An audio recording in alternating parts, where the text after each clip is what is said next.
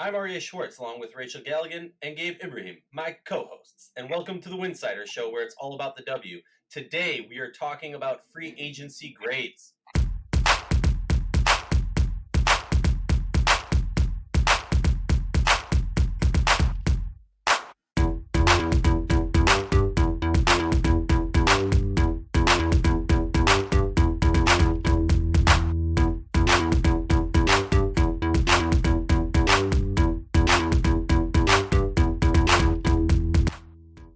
If you like our show, please consider joining our Patreon community. For less than a cup of coffee a month, you can directly show support for the hard work we do covering the W. We're talking today WNBA free agency grades. We've sneak peeked, I don't know if that's a real word or a real term. In the past tense, we have sneak peeked a few grades for various teams for Patreon subscribers. But it'll be interesting to dive in depth on how their grades have changed, if they haven't changed, and so on and so forth, and kind of breaking down each team.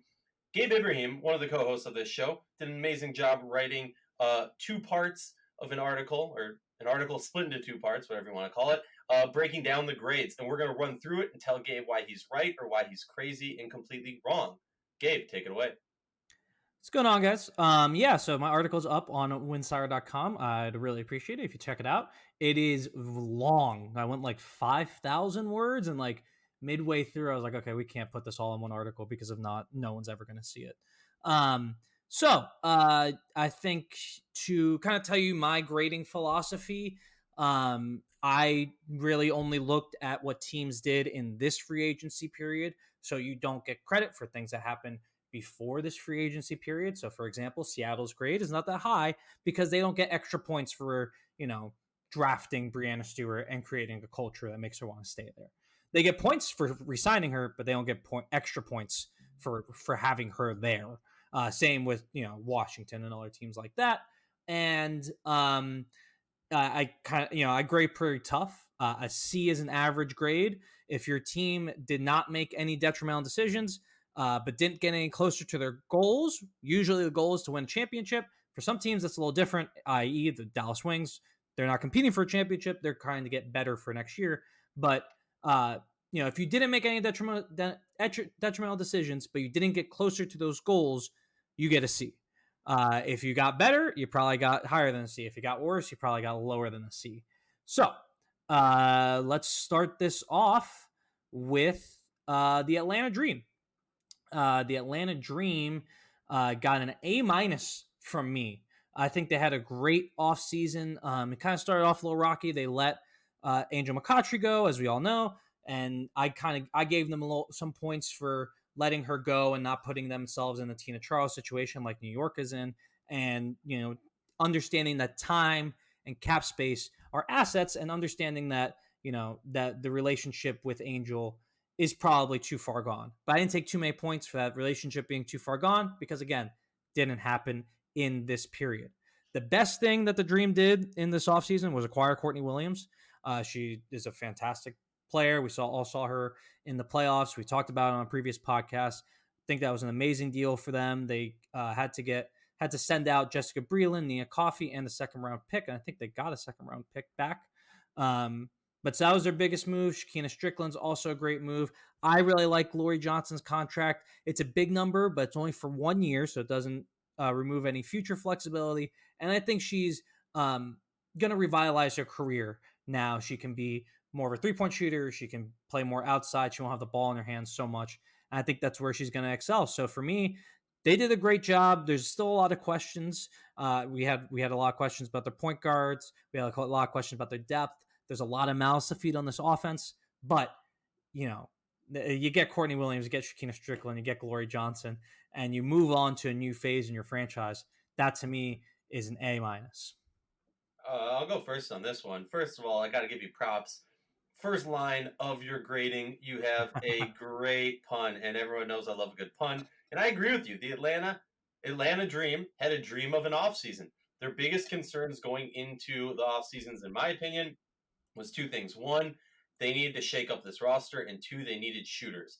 They fulfilled both those things by basically wiping the roster clean and bringing in new people. Courtney Williams is a straight shooter. Glory Johnson can be a shooter, and Shakina Strickland is a shooter. So, and don't forget about Alexis Jones. But still, like, all of those moves address my concerns.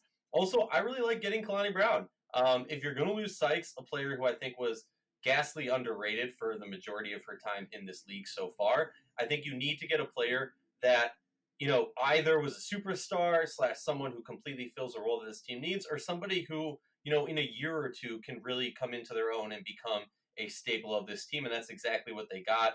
Kalani Brown was not going to get playing time or a lot of time to grow in LA. And now she's going to be in a position where she can. So I think that's great for them. Personally, I'm not a big fan of when you're in the A or the B category giving minuses. Or maybe no, I'll take that back. Just when it comes to A's, I'm not down with A minuses because I figure like a minus is almost like, oh, you almost dropped to that next level. And for me, the Atlanta Dream are a solid A, something that I never accomplished in my schooling career. Rachel, your thoughts? Oh man, I have to agree with the Atlanta Dream PR on this. They adjusted Gabe's tweet. I think it was earlier today, maybe it was yesterday, by saying we fixed it for you and gave him an A+. I give him an A+. I agree with the notion of the plus and the minuses, but I think that what they had to do, the Atlanta Dream had to blow this roster up. I mean, they absolutely just had to blow it up. I mean, and that's just calling a spade a spade. I mean, there had to be serious changes. You had to get rid of some old blood, get some new blood in there. I mean, you have to do something after you have the year that you had last year.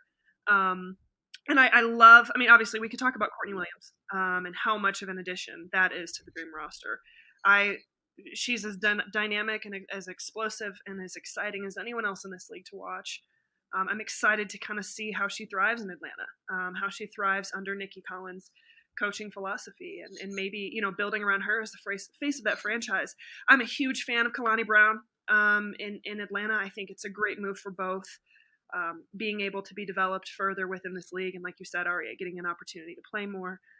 I personally love the Glory Johnson move, maybe more than any of them, because like you said, Aryeh, revitalizing her career and what she brings from an athleticism standpoint, but also a versatility standpoint. Her ability to score, her ability to defend.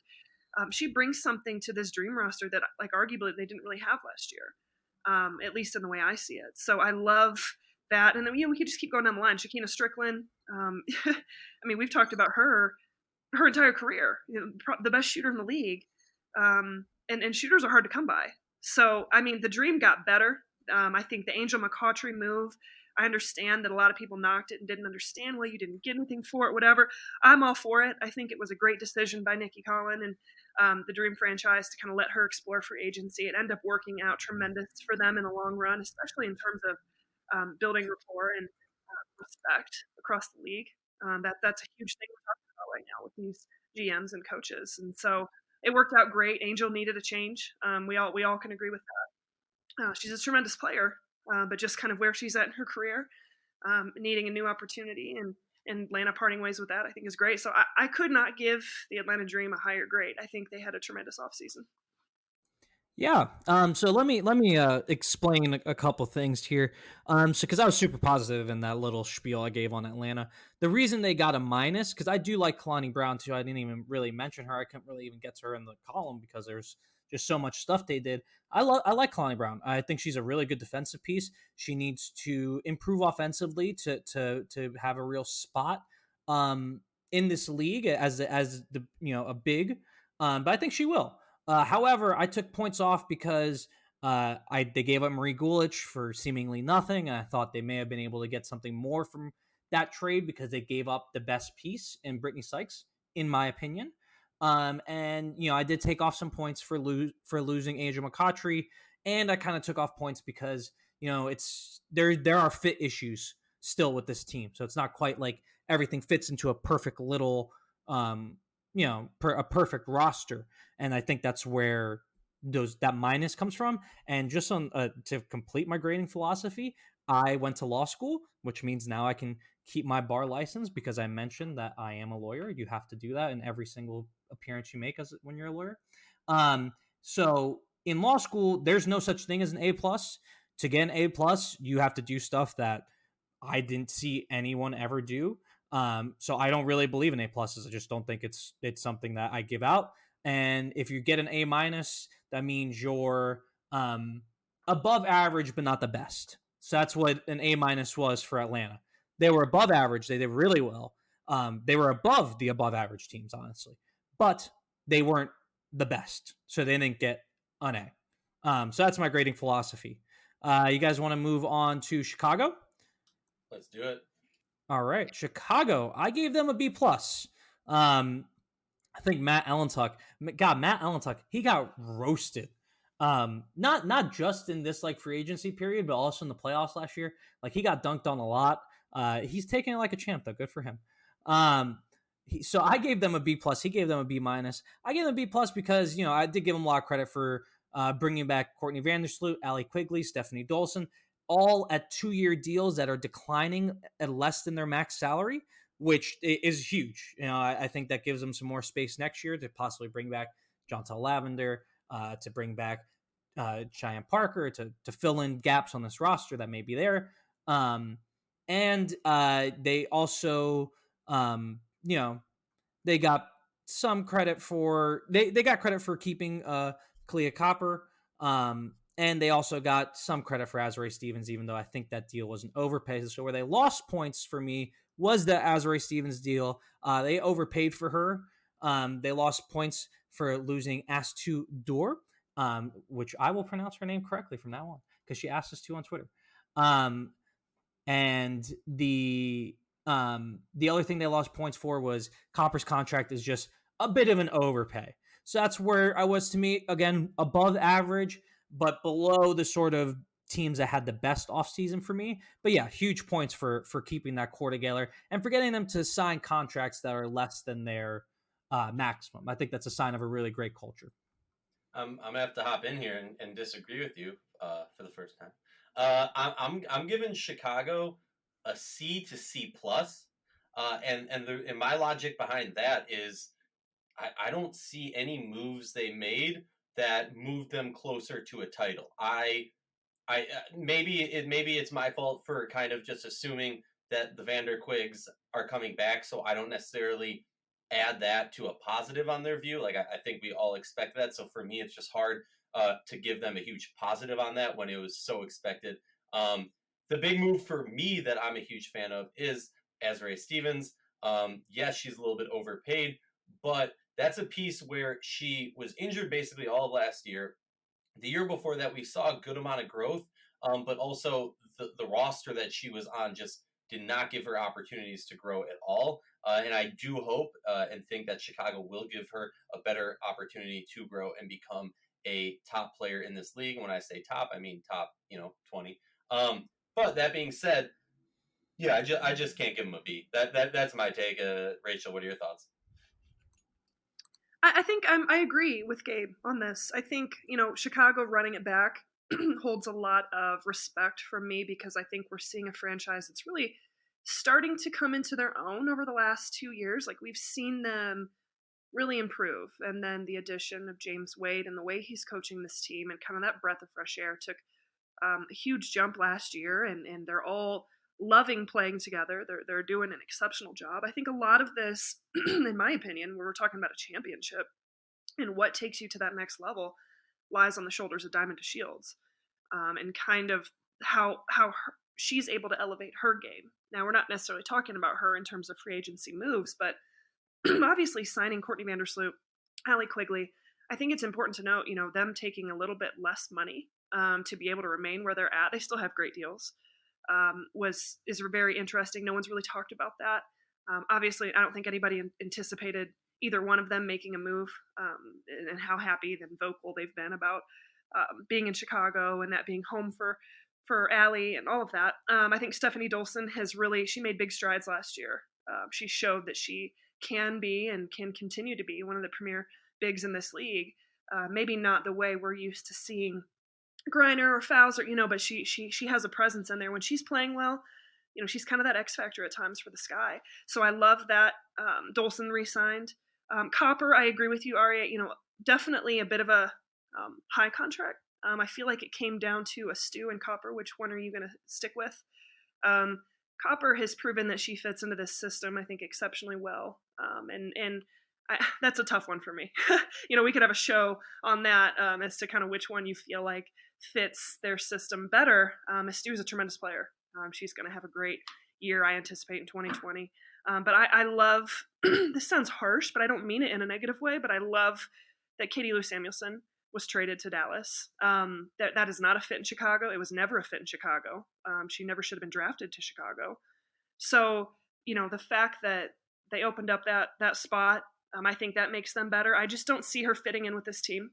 I don't know where she fits along with Gabby Williams, who at this point is still a bit of a question mark. So for Katie Lou Samuelson, I think it's great, going to Dallas and being an asset or a piece in Dallas where you can continue to build around. And she's really put in a ton of effort in getting better. It's a win for Katie Lou Samuelson, but I just think Chicago was steady. I think we kind of anticipated them to run it back. Nothing mind-blowing, nothing too crazy. But I like your point, Aryeh. What did they do to really, truly be a contender? And I don't think it's necessarily in a signing. It's about what can this core of players continue to build moving forward. And we're going to learn basically that entire answer this year. This year makes or breaks kind of how this franchise moves forward. Yeah. No, I hear you. Gabe, what are your thoughts? Yeah, I mean, I agree with it. I think it also changes, it turns a lot on what you see, Astu versus Stephanie Dolson. That's where it's going to turn. I think Aryeh, you're more favoring Astu Dor.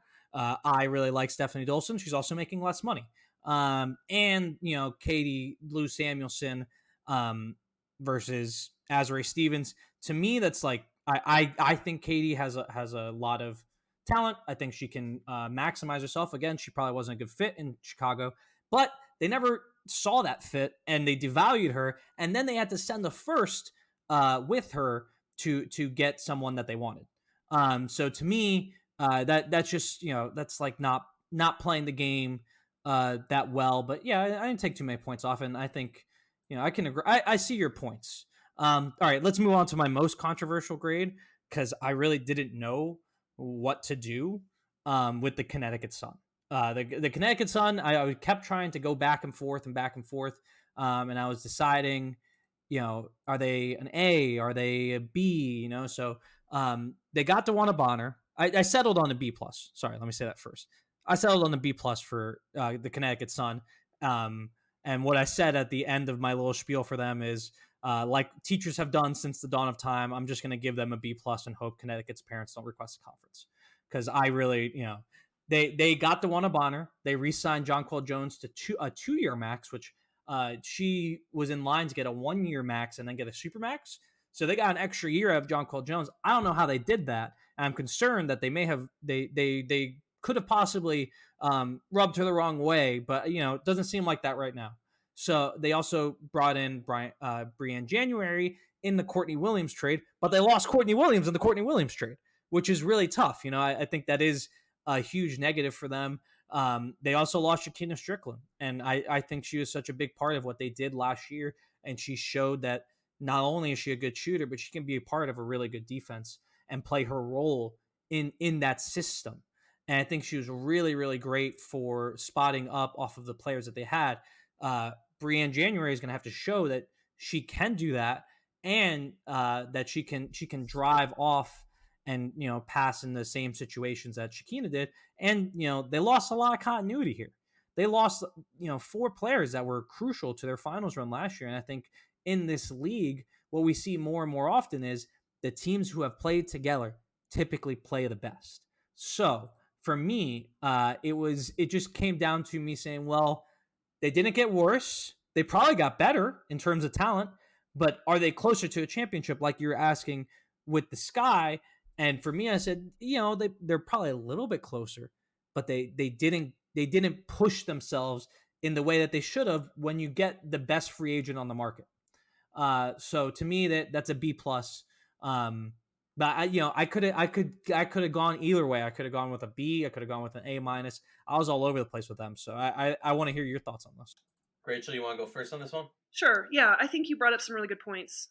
Connecticut's a really tough one. I mean, let's be honest. If we were talking about the DeWanna Bonner addition along with the core from last year, this is by far the winner of free agency. And that's kind of how we took it when it first came out that DeWanna Bonner was signing with the Sun. It was like, oh my God, like seriously, is this really what this team's going to look like? And then you had the whole Courtney Williams thing go down. And I think you brought up a great point, kind of expanding what I talked about with the Sky. The Suns kind of identity has just been this core group of players who have stayed together for so long. They've grown it to what it is. Obviously, they came so close last year. Well, now it's like the whole roster got kind of in some ways blown up. Maybe not as much as Atlanta's, but you lose, arguably, the face or the backup face of your franchise. That was a little bit unexpected. I can't imagine that anybody really thought that was going to take place headed into free agency. But I do think if you're looking talent to talent, I'm taking DeWanna Bonner over Courtney Williams any day. That's not a knock on Courtney Williams. That's just a credit to how good of a player DeWanna Bonner is, at least for the next couple of years. Jonquel Jones, tremendous. Obviously, that's who they're going to build this franchise around. I love the addition of Briann January. I think as a true veteran and a true professional in this league, what she brings, and I had an opportunity to really watch her when I was living in Phoenix pretty closely, and I love her maturity. I love the demeanor she carries on the court. I think she's a great asset to this team. I think she makes them better. I do. But I think there were some pieces in Rachel Banham, Clarendon, maybe not necessarily Morgan Tuck, but those two in particular. Obviously being able to sign someone like DeWanna Bonner, you've got to be able to move. You've got to be able to create some cap space. So I agree with those. I think that was a great decision by the franchise and great for the players to be able to get an opportunity probably somewhere else. Morgan Tuck, okay. I know that was tough because she shows a lot of promise at times. She's steady, but she'll do tremendous in Seattle, and that doesn't really hurt Connecticut too much, in my opinion. So that's a tough one. Obviously the glaring question is the Courtney Williams thing. And the question you brought up about this team and the chemistry moving forward, you really felt like they didn't have to change anything, and they're still in the conversation as a contender. So they go out and they try to get that extra piece to completely put them over the edge, and they did. And it didn't necessarily backfire, but it didn't go down the way we all thought it was going to go down, or maybe they had imagined it was going to go down. So this is a completely different team. The dynamic has changed. This is no longer the team that we've seen kind of evolved together the last 4 or 5 years, and that's now it's a bit of a question mark. It truly is. Ton of talent. We've seen what they can do. We've seen what Curt Miller and his staff can do, but how does this team gel moving forward as we head into the 2020 season? I completely agree with you, Rachel. The first thing that comes to mind is gel.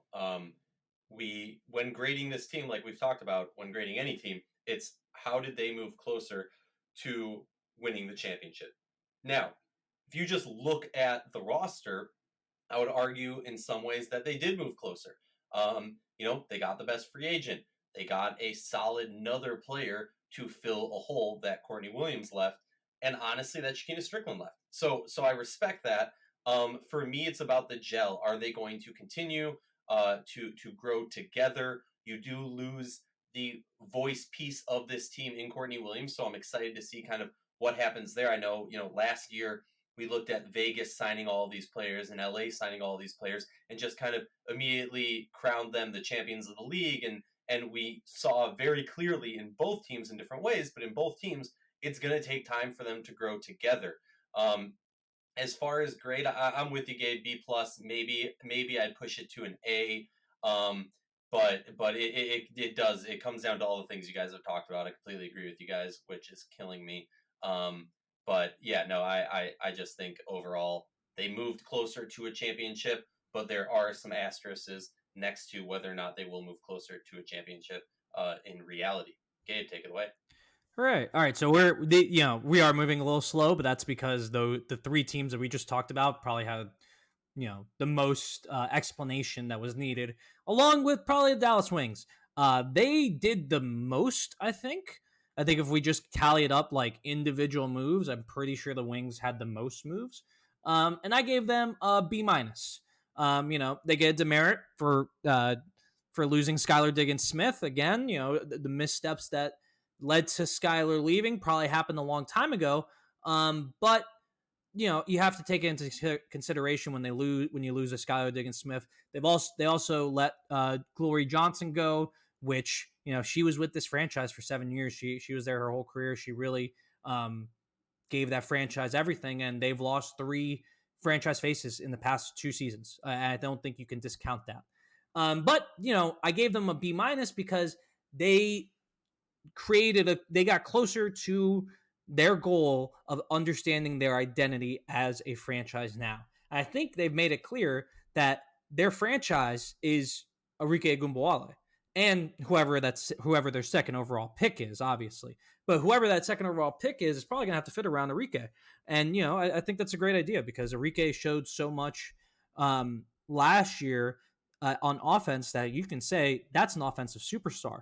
Her defense was fine, and I think she'll grow on that end. She was a rookie last year, so she's going to get better. But they've coalesced their team around Aryeh and then put pieces around her to make her better over the next 3 years, and really have maximized those 3 years to show, hey, Aryeh, we are doing everything to make sure that you can win here. They brought in Astu Dor. I think she's going to fit perfectly. She can pop out. She can be a big inside. She's going to help that defense a lot. She's going to help that offense even more. I really like Katie Lou Samuelson, as we already talked about. I like Marina Mayberry. I like Mariah Jefferson. Her contract was a slight overpay, so I took off some points for that. But considering what she did early on in her career, if she's healthy, I think she's gonna fit pretty well with Aryeh, and she can be someone who takes off some of that ball handling loads. I see Aryeh as someone who's best coming off of screens, best cutting. She's someone who can. She obviously needs the ball a lot, but you don't want her to have the ball all the time. So they also lost points though because they've left themselves a lot of work to do. They're gonna have to cut a bunch of people in camp. They're gonna have to figure out something to do with all these draft picks. I don't know if that's trades. I don't know if they're gonna be able to, package those picks into a higher pick. They already have the second overall pick, but maybe they package 5 and 9 for 3 or something. I don't know. But they just have a lot of work to do. So it's almost an incomplete grade, but I think they're going to have to probably let some people go that they either just acquired or they like, or they saw as part of their future at some point recently, which to me, that's something that you don't want to do. And I think it kind of hurts your credibility on with other free agents and agents. So still, I think that it was a positive offseason, very positive for them. And I think they have an identity and they know what they're going to do for the next 3 years, which has not been the case in Dallas in probably the last 3 years. All right, I'll hear where you're coming from, and I obviously respect your opinion, and I enjoy having other opinions. I just think you're completely wrong. For me, I'm giving them a C, and I'll just break down real briefly. The most positive to me that they did all off season was this hoarding of draft picks. But as we know, if you follow the league, draft picks don't necessarily have like a guaranteed value. So if we were to look at the NFL, the NBA, or the MLB, or any other pro sports, you kind of look at it and you go, oh, this team has lost a plethora of stars and is kind of in, no man's land, kind of just paddling around trying to figure out what they're going to do. Obviously, they have a plan. I'm not saying they don't, but you kind of have to keep regrouping, or at least Dallas has continued to. But we don't necessarily have that easy identifiable saying of, oh, they have this many draft picks, and they're able to use those draft picks to get a superstar or to get at least an up-and-coming star or anything like that. It's a big question mark, in my opinion. I know Gabe and I have debated about this off air a lot, and I think it probably should make its own podcast or own article. But for me, that's the biggest thing. When I think about the Dallas Wings offseason this year, I think of them losing Skylar, losing Azure, and losing Glory. But mostly the thing that sticks out is the acquisition of just like basically, what did you say it was, Gabe? Like a third of all the draft picks in the first round? What is it? They have 4 draft picks in the first 9. That's crazy. Right. I mean, so for me, that's what I think about. And when I think about that, I don't see this season, or because of this offseason, this free agency period, them taking steps towards closer to a championship. I mean, I guess there is the argument of saying, oh, well, they lost these players and now they're making moves since then. But for me, it's day one before free agency or final day before free agency to where we are now, did they get closer to winning a championship? I don't think so. So I would say they had a pretty average offseason, which to me is a C. Rachel, what are your thoughts? I know I've been kind of like going off the rail here with the actual letter grades, so let me do better. I'm gonna be pretty brief with this as much as possible. The Dallas Wings are fascinating because Brian Agler inherited a bunch of drama. But we can go all the way back to Liz Cambage. We can talk about Skylar Diggins. I'm not trying to sit here and call them dramatic. That's not the case. I'm just saying it was a situation where he was under the impression he was going to be coaching these players. Things have happened since his arrival. You lose a player like Liz Cambage, and then you turn around and Skylar Diggins Smith is vocally wanting to get out and create, have a new opportunity. That is a lot to deal with in your first couple of seasons, or your first season, and I really feel like now we're at a point where they're kind of at ground zero. It's like a clean slate. I think that Liz Cambage moving on was fantastic. Skylar Diggins in Phoenix is fantastic. We'll talk about that later. I think it was great for all parties involved. But I think when you're talking about building a team and you're talking about who you have returning and what this looks like, a lot of times this has a domino effect. And this, you don't see the effects of something, for 2 or 3 years down the road. So I feel like I'm looking at the Dallas Wings and it's still a build. They're at ground zero. They're still building. We've talked about them building for a while now since Agler took over the position, but this is truly just now at ground zero, and you've got some young players. You've got some good additions. Obviously, we can talk about Aryeh. She's tremendous, dynamic, had a great freshman season, is going to continue to get better. I love the addition of Katie Lou Samuelson. I already spoke about that earlier. I think she's a great piece to what they need to build. A Stu is going to thrive there. I really do. I think she's going to do tremendous. But I agree. One more player, Mariah Jefferson. I'm really excited about her returning to the hardwood and kind of seeing what that looks like and the ball in her hands and how that dynamic plays out with her and Aryeh playing together. But it's like they're still missing, a couple big pieces. A few players that, you could talk about potentially going there. We've talked about Tina Charles potentially is at a place where she lands is Dallas. Obviously, we have no idea what's happening with that right now, but I like the moves that Dallas has made. It's not like it's necessarily a home run out of the park, but it's steady, it's consistent. I would give them a solid B. It's hard to really critique and be hard on it because of just the circumstances that have kind of taken place here the last couple of years. But I do feel obviously owning half of the first round and 4 of those picks, I'm fascinated to see what's going to happen with that and some sort of trade value. And like you said, packaging that and what do you go out and get, especially in terms of experience. I think that those are all questions that are to be had and probably currently in the works, if you ask me. But I give them a solid B. I think they got better. We're going to see a Dallas Wings team that is a little more cohesive and taking steps in the right direction. But by no means do I think they're necessarily a playoff team unless they hit their stride late, maybe kind of sneaking in towards the end. But they're still building, very much so. Yeah, and I really like that analogy of them, being at ground zero. And I think what they did this offseason was they created a blueprint. They created a blueprint for how they're going to get from, ground zero and build this and who they're going to build it around and what's going to be on the first floor and second floor. I think that's what they did. And to me, that's overwhelmingly positive. So I don't think, certainly they are not closer to the 2020 championship than they were at the beginning of February, but are they closer to the 2022 or 2023 championship? Maybe. I think they are. So to me, it's that's definitely a positive.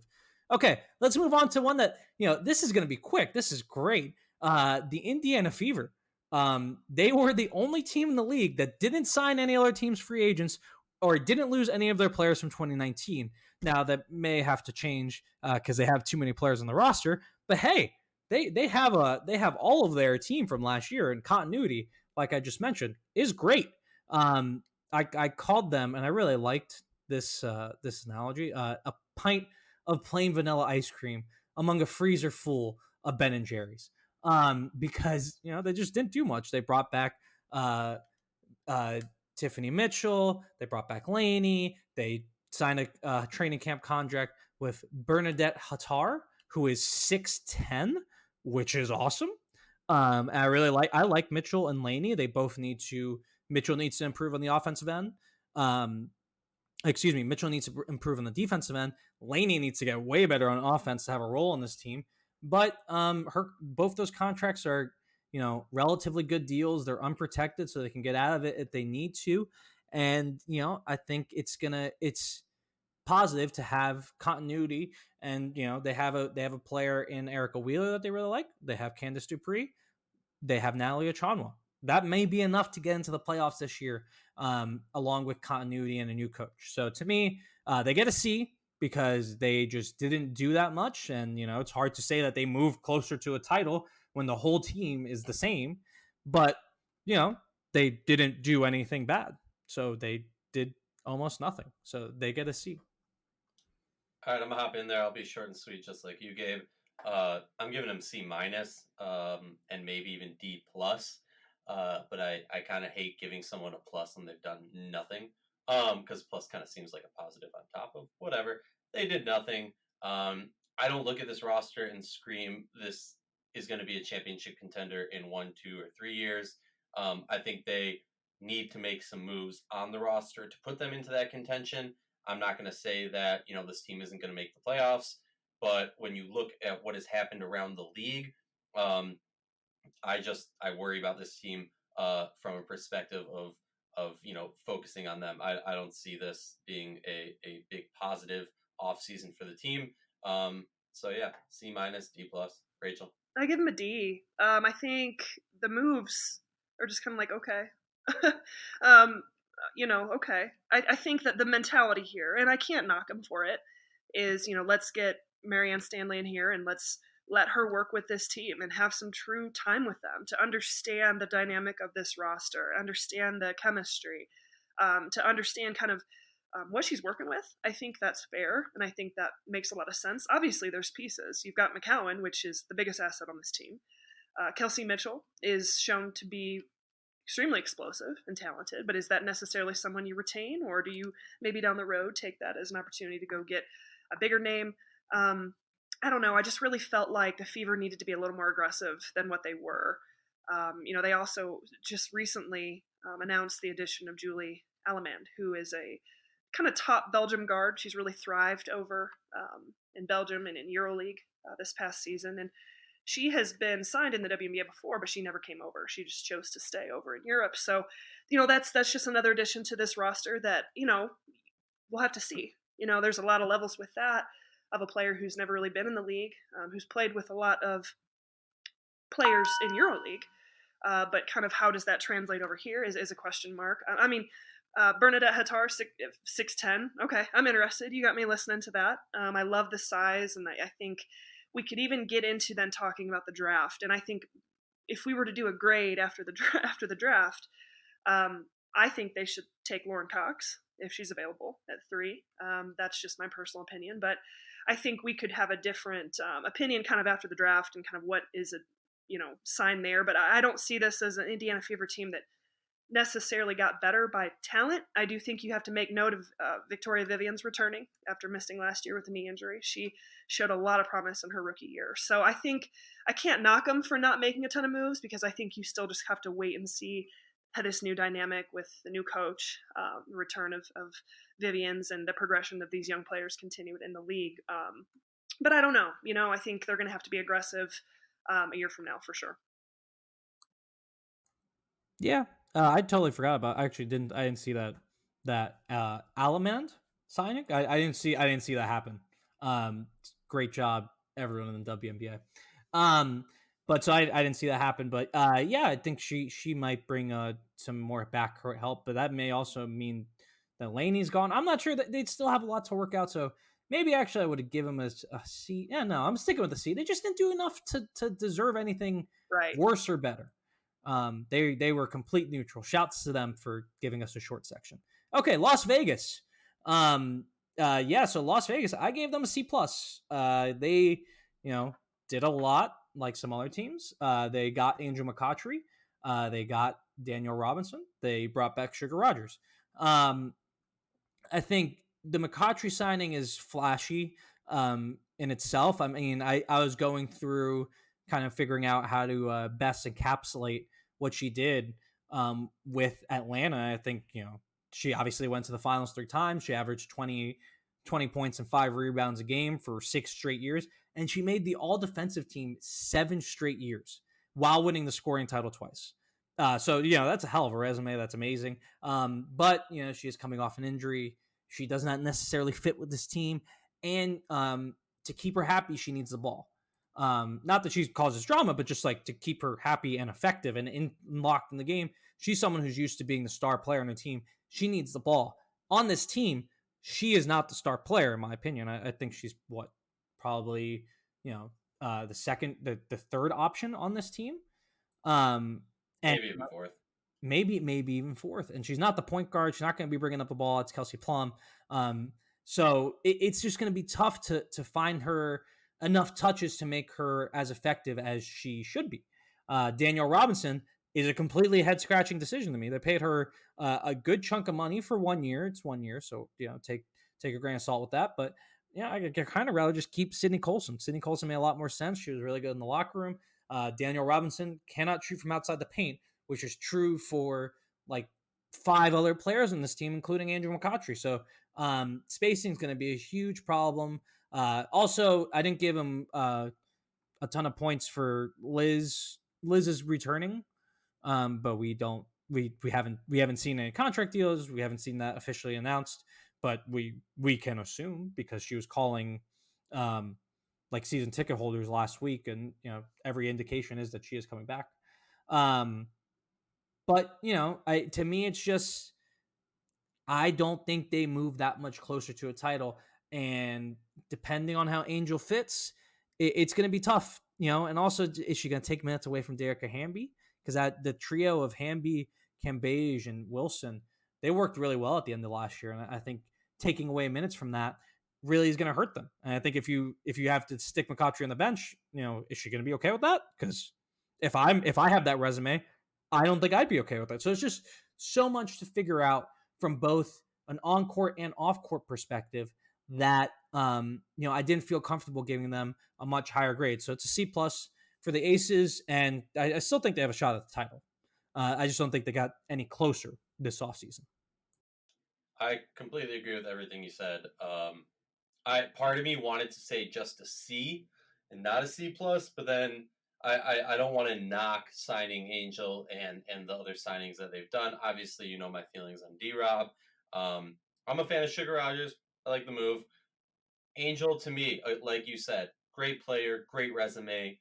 To me, does not bring this team closer to a championship. Prove me wrong. I likely will be proven wrong, as Bill Laimbeer likes to do. But as I've stated, Bill Laimbeer doubled down on his style of play. It's yet to be shown that style of play will win you a championship in the last, 10 years, 12 years? So, prove me wrong. Multiple people have done it, and I will admit when I'm wrong. That being said, as of now, I do not think this team made any large steps towards winning a championship this free agency period. Rachel? I agree with you. They didn't get worse, but they didn't take huge strides or even maybe baby steps forward, because we're a year in with this roster playing together. This star-studded roster that, at times showed what they could do last year, but at times it was in complete shambles, and it just seemed like what's the identity on the court with the inconsistencies. And so there was part of me that really felt like, man, I really wish this roster, could have stayed similar. And obviously the bones of it did. I think, if you were to even just look at it, exchange Angel McCautry for a T. Young. I like that move. I'm okay with that at this point in both of their careers and where they're at. But I have been vocal on the aspect of Angel McCautry. Huge fan, love her, have loved watching her, played against her as a player, one of my worst nightmares. But she is a huge question mark right now on how she's going to return from this injury. And I'm not trying to discredit her, but there's reason to be concerned with that. And she's a big personality. And I'm trying to understand all those personalities on the court out there together and how that's going to work. It's going to be fascinating. But from a skill standpoint, if she's playing well, and if she's the Angel, even 75% of the Angel that we've known to love, then yeah, they do take steps in getting better. So I don't hate their off season. I don't necessarily like am in love with it. I'm just kind of like, okay, this is interesting. I want to see how this goes. So I'm gonna give them a C. Yeah, it's gonna be they're gonna dominate though, like the post game press conference and Twitter. Like this is gonna be fantastic from a fan perspective. But yeah, with you, just the on court fit is a little tough. Also, I want to apologize to quote everyone in the WNBA for not informing me of the Halaman signing because that's actually my fault. They released that news on Monday, and I thought it was a training camp contract, but I missed it because I was wedding planning, which is terrible. As Aryeh will tell you if you talk to him outside of this podcast. So Not, just want to not apologize. bringing down the pod to talk about that. Okay. Are we gonna do a part 2 because this is a little long? Oh yeah, we're gonna break this down for the fans. We're gonna break this down into a part 2. Similarly to how Gabe was writing it and realized that it was too long, we were recording this and said, you know what, this is a little too long. We don't want to bore people. I want to leave them on the edge of their seats. So just wait. We are gonna hit them with a part 2 in the coming days. And that's it for this show. As we say, we believe the players of the W and its community deserve the same in-depth analysis and respect that men's sports receive on a daily basis. With that in mind, please consider joining our Patreon community to help support us and the hard work that we do.